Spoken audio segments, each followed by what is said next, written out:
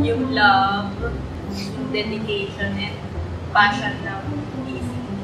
Kuya Maki Garcia. I just wanted the opportunity to be able to dance with him again on stage. Parang may calling. Gusto ko nung sumayaw. Sabi ko rin sa sarili ko, balang araw makakasama ko rin itong mga tao na sumayaw. Nung napanood ko yung Skechers Night, sobrang na-inspired ako. Tapos sabi ko, ay, yung APC, dito ako mag-aaral, dito ako magsasayaw. Ganun. There are actually days, sometimes weeks, where you feel like complacent. Mahirap gumising sa umaga kasi marami kasing mga tao dyan na nagsasabi na puro sayaw ka na lang. And syempre, para sa amin, mahirap siya pakinggan kasi hindi naman siya totoo.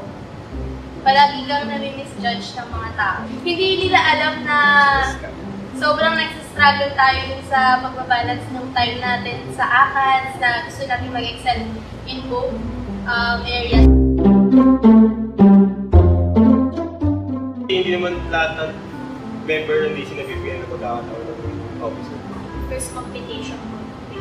Natutuwa ko dun kung paano maging better version of me. Nagkamali ako sa first count pala, in front of 15,000 people. Seasons 4.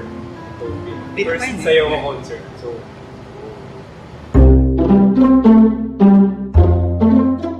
huwag kayong matakot na nasubukan. Masarap siya sa feeling eh, tsaka mag-grow ka talaga. Hindi lang as a person, pati as a dancer.